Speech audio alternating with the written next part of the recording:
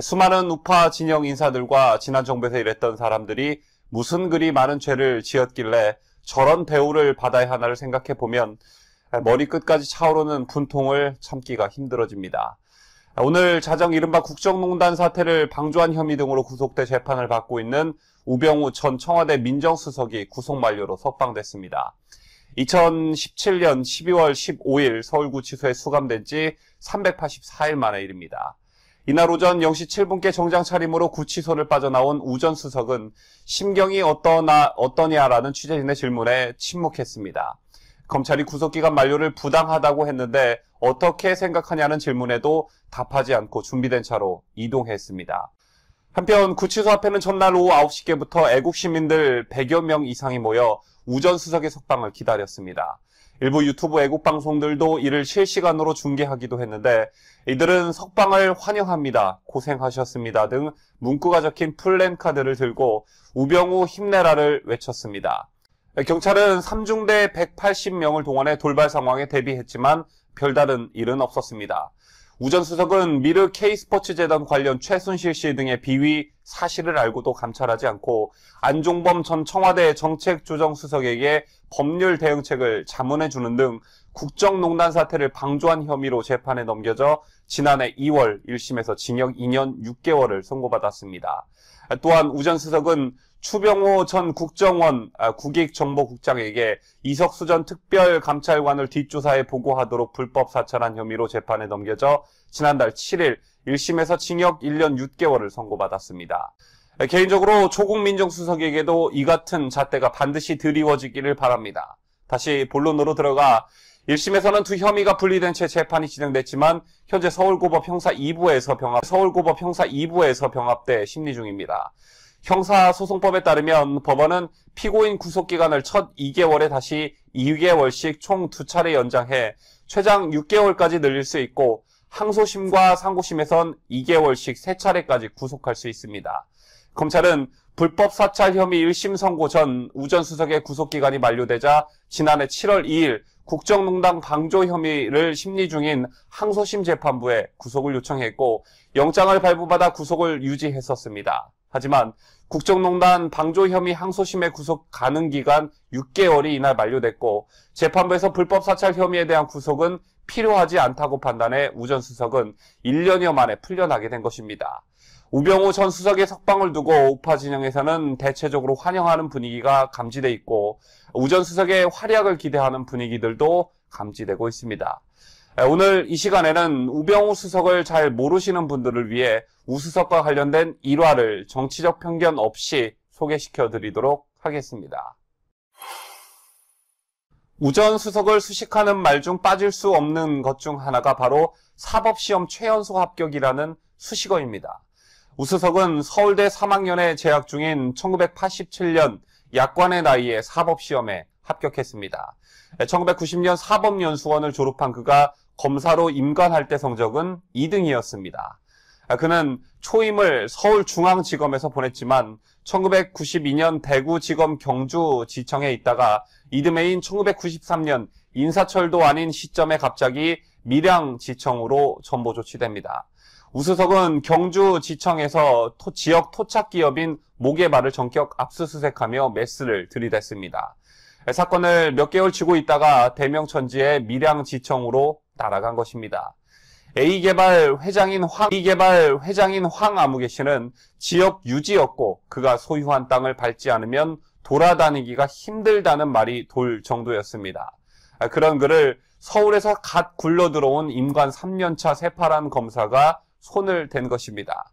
검찰 내선 황 씨가 YS와의 친분을 이용해 우 민정수석을 내쳤다는 소문이 돌았다고 합니다. 그를 잘 아는 한 검사는 6살에 학교에 입학해 20살에 사시에 합격한 사람이다라며 엘리트 코스만 걸어오다 처음 쓴맛을 본 것이다라고 말했습니다. 이 사건으로 나름 인생 공부를 하지 않았겠냐라며 그 뒤 그가 인사에서 크게 물먹은 적은 없다고 말했습니다. 이후 우 수석은 빼어난 수사 감각과 업무 장악력으로 검사 생활 내내 승진 코스를 밟았습니다. 사실 그는 후배 검사 변호사들한테 인기가 별로 없었다고 합니다.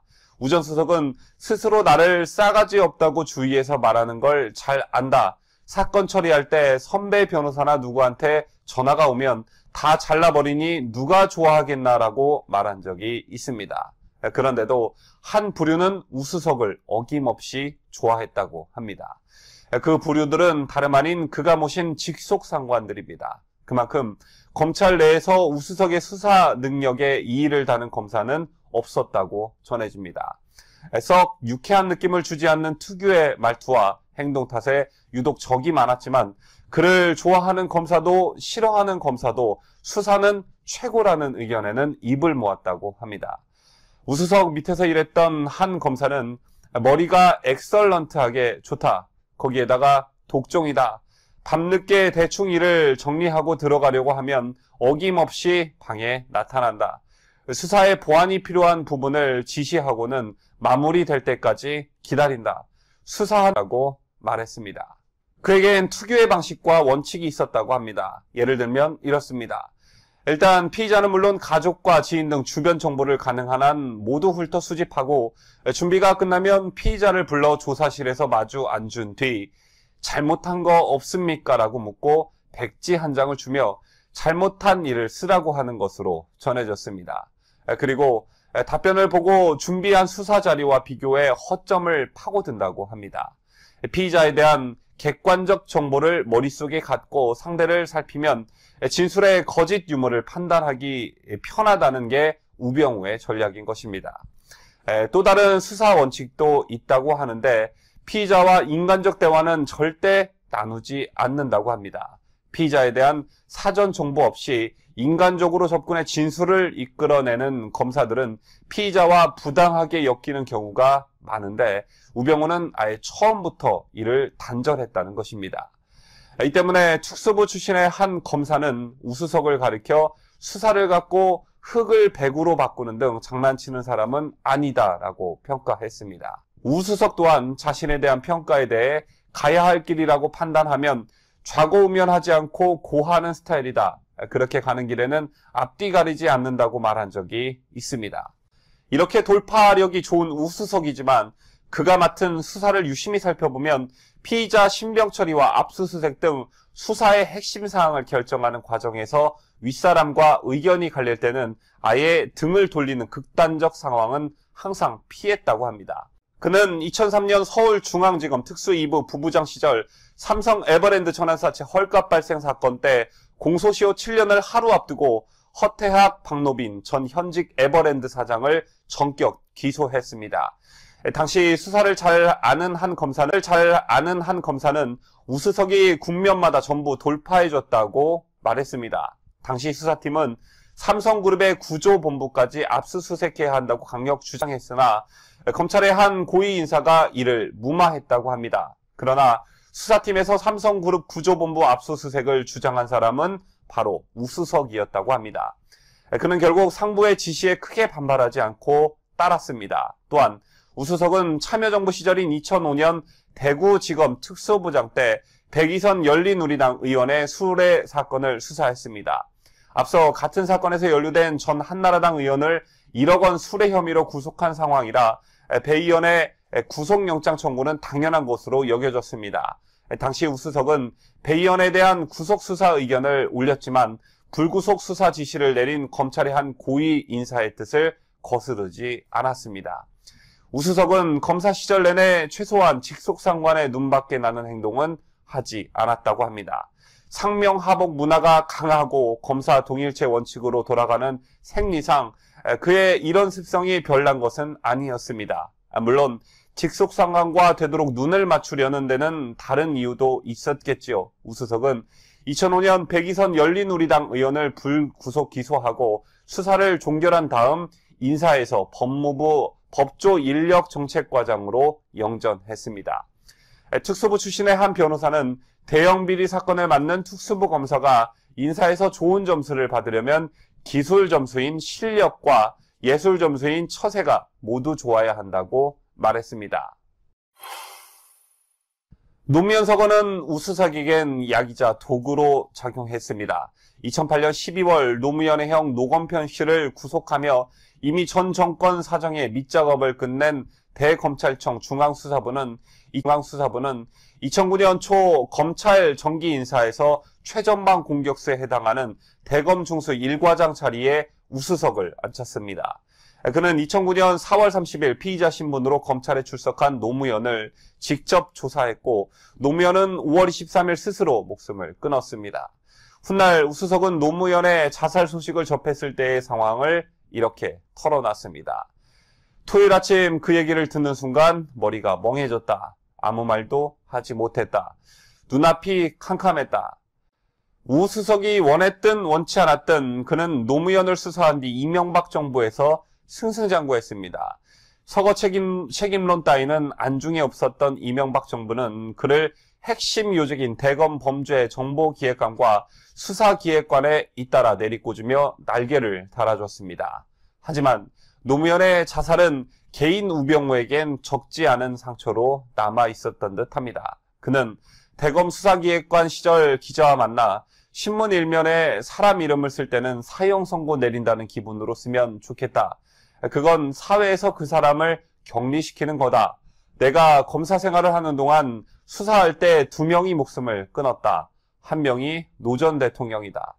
요즘은 구속영장을 청구할 때 온몸이 아프다고 말한 바 있습니다. 그는 과거 한 사건을 회생하기도 했습니다. 초임검사 때 200만 원 수뢰 혐의로 한 경찰의 구속영장을 청구하려고 했다. 그 경찰이 갑자기 무릎을 꿇었다. 상황이 불편해 내가 뒷걸음질 치니까 무릎 꿇은 자세로 계속 나를 따라왔다. 지금 같으면 영장을 청구하지 않았을 거다. 점점 마음이 무거워진다고 말했습니다. 그로서는 노무현의 자살에 따른 정신적 충격과 함께 수사의 정당성마저 부정하고 싶지 않은 심리적 딜레마가 있었던 것으로 보여집니다. 정권이 바뀌자 노무현 사건은 그에게 양날의 칼로 다가왔습니다. 이미 2차례 검사장 승진에서 미끄러진 우수석은 2013년 초 인사에서도 물을 먹었습니다. 2013년 2월 들어선 박근혜 정부로선 야당의 미움을 사고 있던 우수석을 굳이 검사장으로 승진시켜 여야 분위기를 악화할 이유가 없었던 게 아니냐는 해석이 나왔습니다. 그리고 그는 그해 4월 15일 사표를 썼습니다. 그는 검찰 내부 통신망 2프로스에 사퇴의 변을 남겼습니다. 이제 보람은 가슴에 품고 짐은 내려놓고자 한다라고 말입니다. 그러나 1년 남짓 뒤인 2014년 5월 그는 중앙정치 무대의 한복판으로 화려하게 복귀하게 됩니다. 청와대 개각에서 대통령 비서실, 민정수석실, 민정비서관으로 전격 발탁된 것입니다.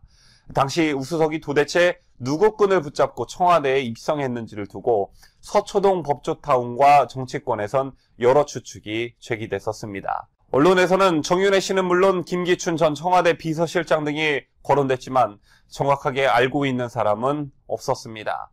분명한 건 우수석이 애초 박근혜 정부 쪽 인사와는 교류가 없었다는 점입니다. 만약 그랬다면 그를 정권 초기에 검사장 승진에서 탈락시키지는 않았을 것이기 때문입니다. 그렇다면 우수석은 검사장 승진에서 자신을 내친 박근혜 정부의 영입 제안을 왜 받아들인 것일까라는 의문이 남습니다. 우수석을 잘 아는 한 검사는 민정비서관에 발탁되기 전 몇 주 전에 우수석과 저녁을 함께 했다. 그는 당시 밖에 나가니 후배 검사들이 무시하다시피 하더라. 심지어 인사도 안 한다라며 불쾌감을 많이 털어놨다고 말했습니다. 사법연수원 19기 경쟁에서 항상 선두권을 형성하며 잘 나갔던 우수석 입장에선 변호사 기업들이 겪은 이런 상황들이 고가웠고 그에 따른 권력과 명예욕에 대한 갈증이 아주 없지는 않았을 법합니다. 그가 청와대에 입성 뒤 유독 인사권에 많이 개입한다는 뒷말이 나온 것도 이와 무관치 않아 보입니다. 그가 청와대에 들어간 뒤 검찰 내부에선 인사 명단은 우수석이 만들고 법무부는 자료만 낸다는 우스갯소리까지 나왔었습니다.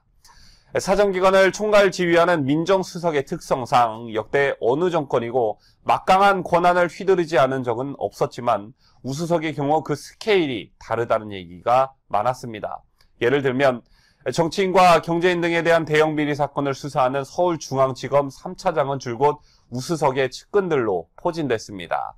2016년 당시 국정원 2차장인 최윤수 전 서울중앙지검 3차장은 우수석과 절친한 친구로 알려져 있었습니다. 또한 이동열 서울중앙지검 3차장은 우수석의 핵심 측근이었습니다. 그래서 우병우 사단이라는 말까지 나오게 된 것입니다.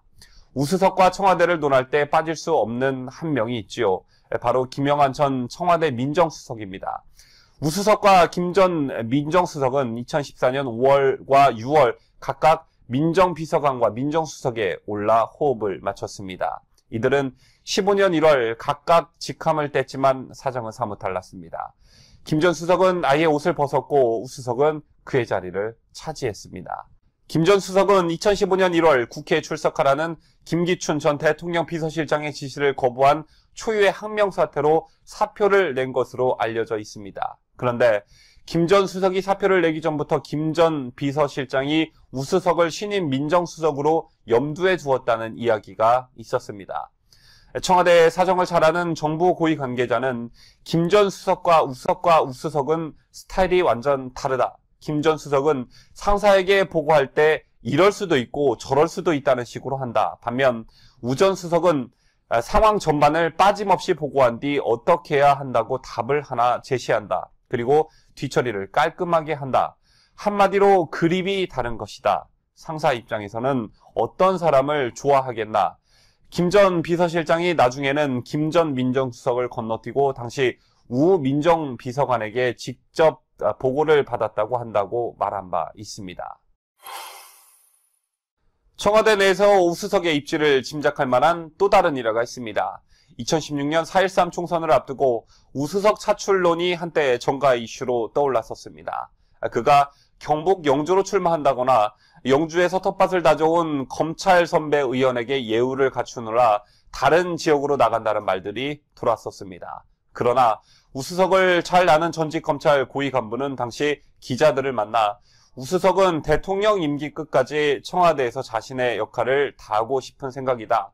국정을 보좌하며 쥐고 있는 권력과 그에 따른 성취감에 만족한다는 얘기를 들었다고 말한 바 있습니다. 사람들은 흔히 우수석을 박근혜 정부의 순장조로 분류하기도 합니다.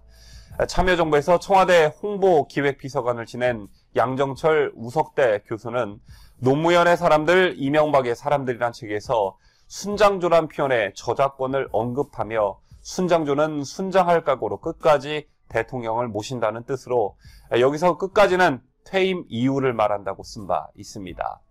하지만 끝까지 함께하고픈 그의 바람과 달리 우수석이 민정수석이란 직함을 달고 대통령과 끝까지 가지는 못했습니다. 그랬던 그가 오늘 새벽 석방되어 돌아왔습니다. 아직 남은 재판들이 첩첩상중입니다만 많은 우파 진영은 그의 신변이 정리된 후 어떤 식으로든 못다한 역할을 해주기를 바라고 있습니다. 1967년생 우병우 전 수석의 나이는 만으로 52세에 불과합니다. 아직 앞날이 창창하다는 얘기입니다.